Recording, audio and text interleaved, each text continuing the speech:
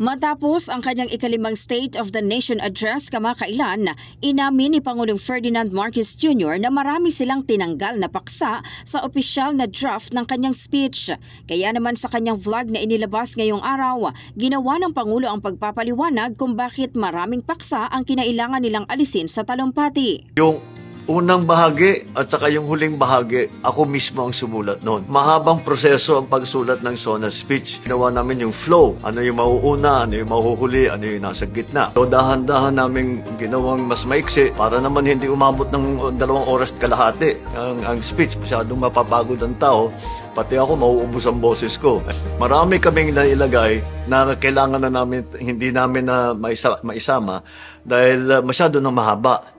Kaya abangan na lang ninyo sa susunod na SONA. Dito rin niya binasa ang liham ng ilang kabataan na bago pa man ang SONA, humiling na maisama sa kanyang ulat sa bayan ang ilang usapin patungkol sa kalusugan at kagutuman. Nais ko lamang po magbigay sa inyo ng pananawagan upang siyasatin ang tunay na estado ng ating bansa tungkol sa kalusugan ng ating mga kabataan. Totoo yan at hindi magiging maganda ang kalagayan ng ating bansa kung ang ating mga kababayan ay ginugutom. Kaya't meron po tayo dyan na walang gutom program upang makapagbigay ng tulong para sa ating mga kababayan na nangangailangan ng pagkain at hindi nakakatiyak na makakain ng 3 beses sa isang araw. Meron tayong ginagawa na feeding program para sa ating mga kabataan sa mga eskwela. Yung ama ng sumulat sa atin ay nagdadialysis ay pinadami na natin ang suporta ng PhilHealth para sa mga nagdadialysis. May isa ring kabataang humiling na bigyang prioridad ang mga health issue na may kaugnayan sa alkohol, second-hand smoking and health taxes.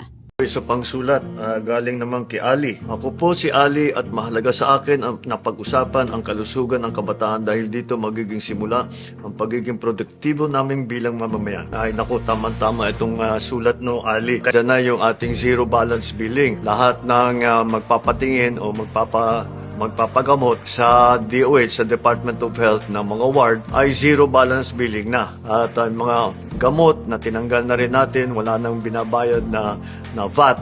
Nandyan ang DSWD, marami po silang ginagawa para tumutulong para doon sa naging biktima na dito sa mga iba't ibang problema na ganyan. Ang napaka-importante na maganda ang kalusugan ng ating mga kababayan. Sa huli, iginiit ng Pangulo na hindi natatapos sa SONA ang mga tungkulin ng gobyerno. Kasabay din ang panawagan ng pakikiisa mula sa publiko.